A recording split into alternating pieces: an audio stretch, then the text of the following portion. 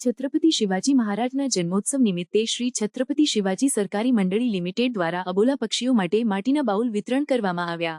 વડોદરા શહેરના બરાનપુરા વિસ્તારમાં આવેલ શ્રી છત્રપતિ શિવાજી સરકારી મંડળી લિમિટેડ દ્વારા છેલ્લા 12 વર્ષથી અબોલા પક્ષીઓ માટે માછલીના બાઉલનું વિતરણ કરવામાં આવે છે।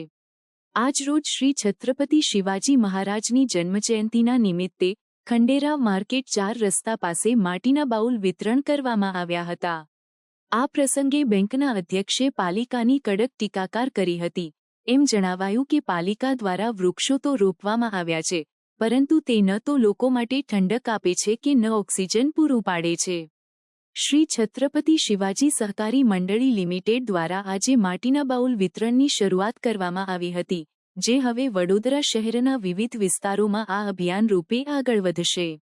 આ અવસરે મંડળીના અધ્યક્ષે શહેરીજનોને અપીલ કરી હતી કે તેઓ માત્ર પાણી જ નહીં પણ ચણ પણ મૂકે, જેથી અબોલા પક્ષીઓ પાણી પી સાથે ભોજન પણ મેળવી શકે।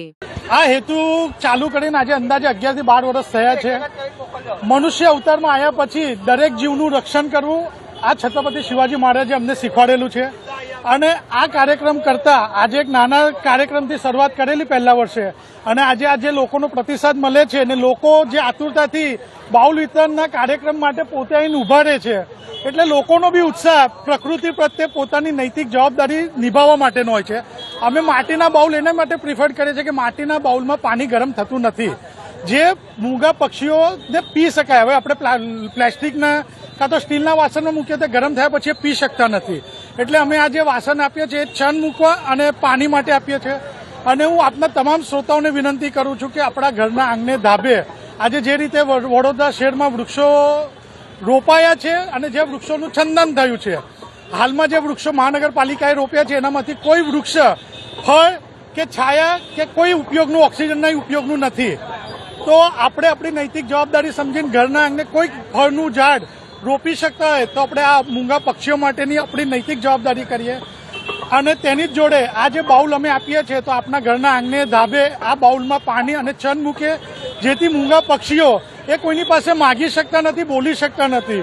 તો આપણે આપણી નૈતિક જવાબદારી સમજીને આજે છત્રપતિ શિવાજી મહારાજના જન્મ જયંતિથી આ કાર્યક્રમની શરૂઆત થયેલી છે, અને આનો છેલ્લો ફેઝ એ 3 એપ્રિલ એટલે કે છત્રપતિ શિવાજી મહારાજના નિર્વાણ દિવસે ત્યાં સુધી વડોદરાના વિવિધ જગ્યાઓ પર થવાના જઈ રહ્યું છે।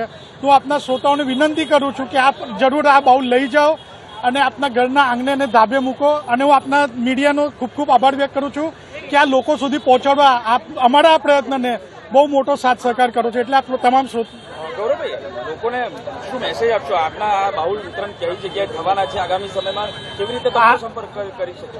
વડોદરા શહેરમાં વિવિધ જગ્યા પર આના બેનર અને સમય અને જગ્યા લખેલી જ છે। આના પછી અમે લોકો માંડવી સ્થિત, તેની જોડે ગણપતિ મંદિર, તેની જોડે ચોખંડી, તેની જોડે એવી વિવિધ જગ્યાઓ પર આનું કાર્યક્રમ થવા જઈ રહેલ છે।